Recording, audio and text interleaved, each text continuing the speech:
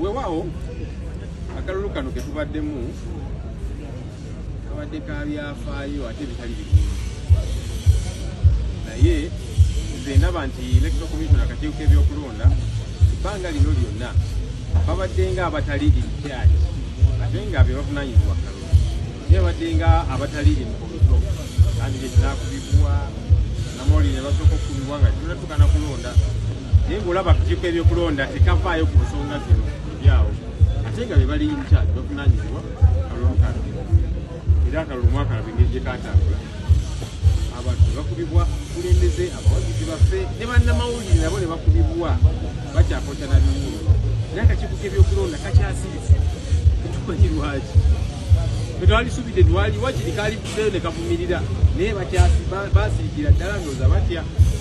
yabawa omulimu ayinza okubakangabula simanyi kiki batya kubanga mpozi nga batugamba nti basanyufu olw'ebyo byagenda mu maaso twali mu appointments committee Justice Simon Byabakama n'akomawo nakya nga bamwongedde ekisanja nemubuuza kaakati ndi mulamuzi kooti namba 2 mu ggwanga ebyali mu kalulu k'ekayunga kewali obuvunanyizibwako ebyakusanyusanga mulaba byatambula bulungi kooti n'agamba yes mwali mwesobi twayiga bye twayiga kasubire okugenda mu maaso tetuddemu nkola nsolide ekimu kati simanyi oba kano akalulu ke twavuddemu kamuwa essanyu weewaawo twawangula obuzibu bw'ekitalo naye abantu bakyapuca n'ebiwundu bannamawulire akulembeze naki electoral commission nakati ekyasirise era nga bwekyasirise ku nsonga ey'okugazeetinga kandidate eyawangula MP electoral takyalina kandidate kubanga nalukola yawangula akalulu